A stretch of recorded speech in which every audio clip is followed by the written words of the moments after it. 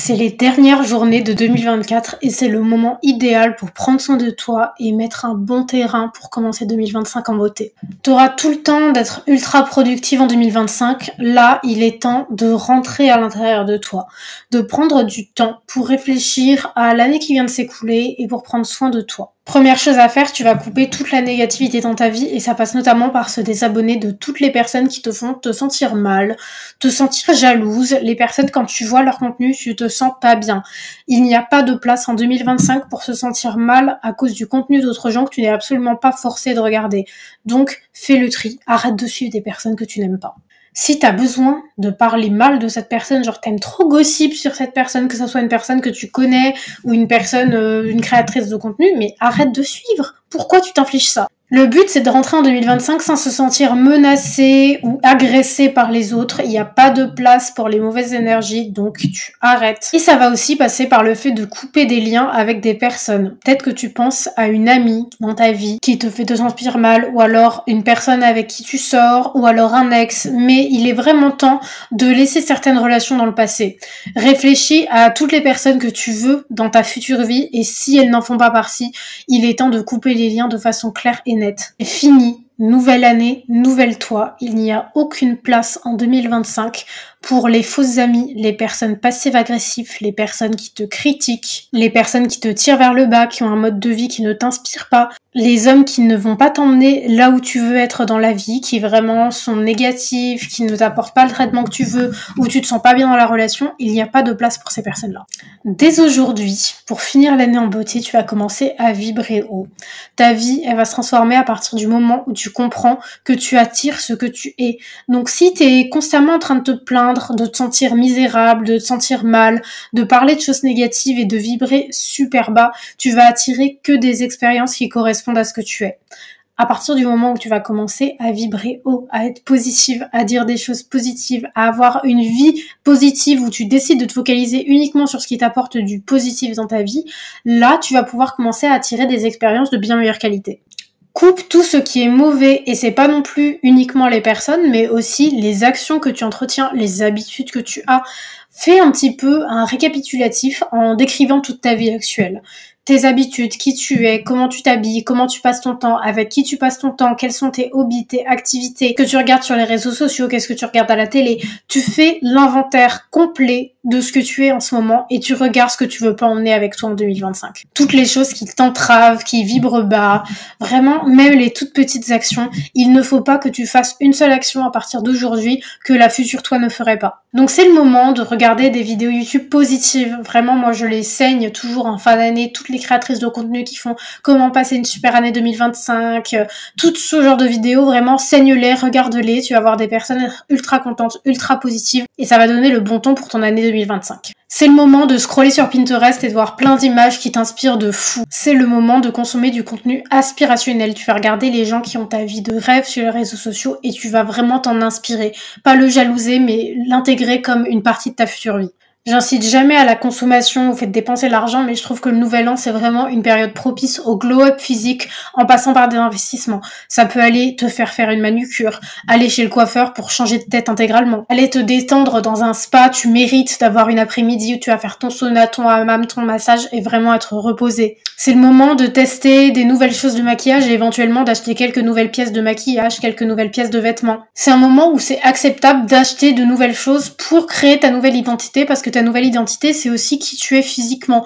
Donc parfois, acheter une ou deux choses, ça peut t'aider. Donc c'est le moment d'acheter tous les produits, tous les services qui te font te sentir mieux physiquement et mentalement. Par exemple, à tout hasard, le carnet Métamorphose qui est encore disponible. C'est le moment de prendre soin de toi à la maison, que ça soit prendre un bain, faire un masque du visage, faire des exfoliations, vraiment te faire des masques, enfin fais le maximum de soins, tous les tutoriels DIY pour Spa Day at Home, tu vas le faire à fond. Ça peut paraître superficiel, mais je trouve que c'est vraiment quelque chose qui t'aide parce que ça te permet de reset, de recommencer ton année. Fais-toi un chocolat chaud, prends un livre de fiction que t'as trop envie de lire depuis un moment, vraiment pas un livre de développement personnel ou de cours, vraiment un livre plaisir, mets un pyjama propre, mets-toi sous la couette et passe une super soirée.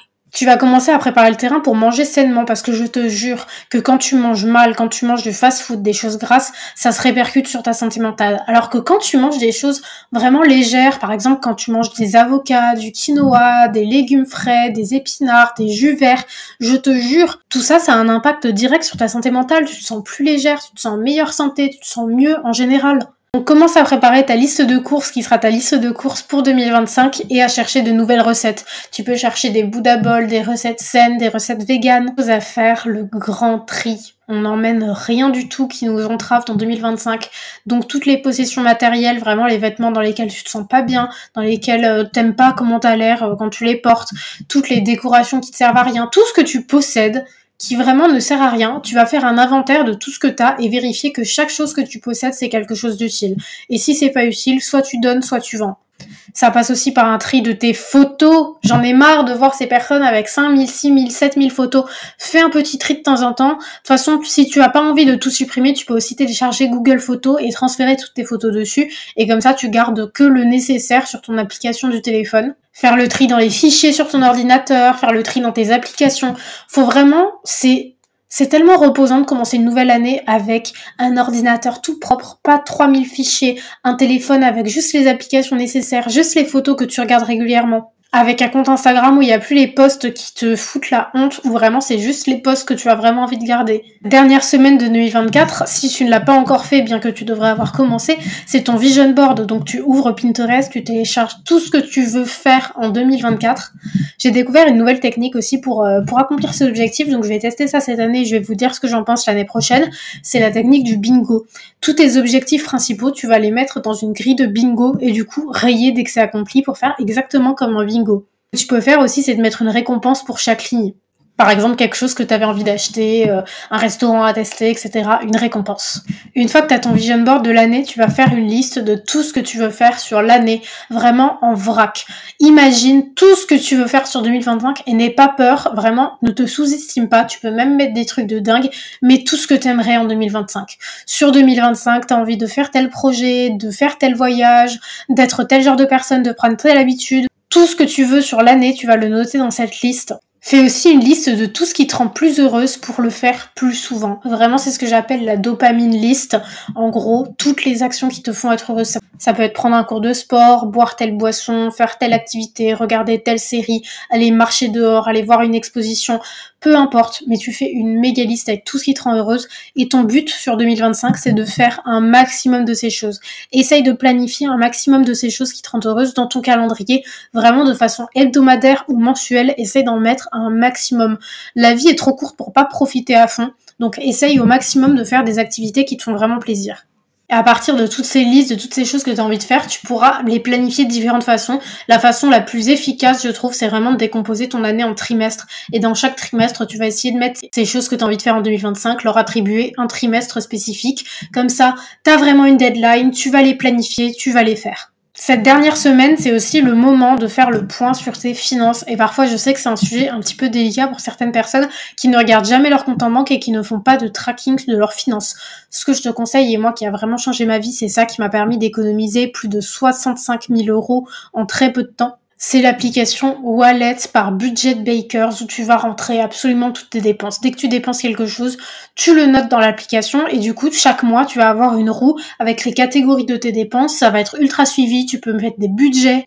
Si tu ne l'as pas fait sur 2024, tu peux néanmoins reprendre ton application bancaire et faire l'inventaire de toutes tes sources de revenus et de toutes tes dépenses pour voir la balance entre revenus et dépenses, combien tu as économisé, combien tu as dépensé, combien tu as touché. Et si tu as la patience de le faire, et vraiment je trouve que c'est vraiment ultra efficace, c'est de les catégoriser par catégorie. Combien tu dépenses en courses, en restaurant, en vêtements, en voyage, pour voir un petit peu les catégories où tu dépenses beaucoup trop alors que ça t'apporte pas tellement de bonheur que ça. Souvent pour les gens, ça va être les courses alimentaires. Et à partir de ces dépenses-là, tu vas pouvoir estimer tes budgets pour 2025. Le but en 2025, c'est de ne plus être maîtrisé par l'argent, mais d'être en maîtrise de tes propres finances. Et la dernière étape, qui est ma préférée, je trouve la plus efficace pour terminer l'année, c'est vraiment de prendre un carnet et tu vas gratter des pages et des pages.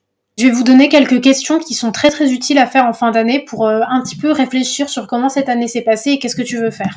Qu'est-ce que j'aurais aimé faire en 2024 et que je n'ai pas fait? La liste de tous tes accomplissements de 2024 et de tes fiertés, tout ce qui t'a rendu fier en 2024. Les projets que tu as commencé, les choses que tu as commencé à changer.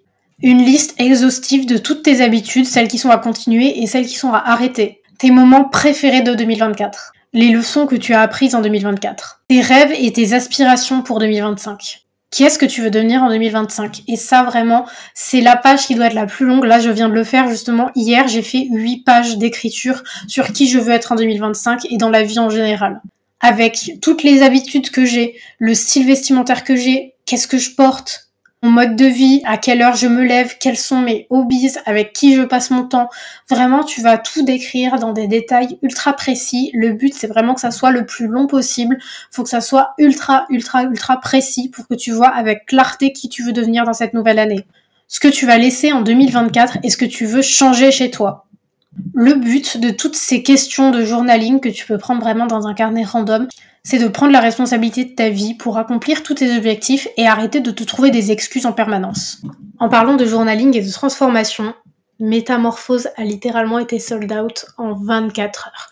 J'avais mis 80 exemplaires le 5 décembre et le 7 décembre matin, plus rien, c'était tout terminé. Ça m'a ultra choquée parce que je voulais vraiment que Métamorphose soit disponible jusqu'à mi-janvier pour que les personnes qui décident de commencer leur transformation en janvier puissent l'obtenir. Et ça m'a mis un petit peu dans une situation particulière parce que je voulais vraiment que ça soit disponible pour vous. Donc en urgence, j'ai recommandé des exemplaires de Métamorphose et j'en ai remis sur le site. Donc ça ne sera pas expédié tout de suite, ça sera expédié le 10 janvier. Si vous voulez avoir Métamorphose pour votre transformation 2025, vous le recevrez dans la semaine qui suit le 10 janvier, puisque je l'expédierai dès que je reçois les carnets. Vous pouvez dès à présent passer commande sur le site. Merci infiniment pour votre soutien, ça m'a vraiment trop choquée. Au début, j'en avais remis que 50 en stock et en fait, en moins d'une semaine, les 50 exemplaires sont partis. Donc j'en ai rajouté 50 parce que je veux vraiment que les personnes qui veulent l'avoir en janvier décident au 1er janvier que oui, c'est aujourd'hui, c'est cette année ma transformation, puissent l'avoir. Donc le carnet sera disponible jusqu'à environ, je pense, le 15 janvier. Je vous mets à jour très régulièrement sur le site et en story Instagram. Mais bref, si vous voulez commencer votre transformation 2025, Métamorphose est là pour vous. Il est disponible sur le site essentialjournals.com. Merci infiniment pour votre soutien. Je crois que en tout, il y a eu plus de 300 commandes Métamorphose depuis sa sortie en octobre. Donc vous êtes 300 à avoir fait confiance à ce programme sous forme de carnet et à l'adorer. Je reçois tout le temps des messages dessus, des vidéos. Vous êtes trop adorables et je suis ravie que ça vous plaise autant. Merci pour votre soutien.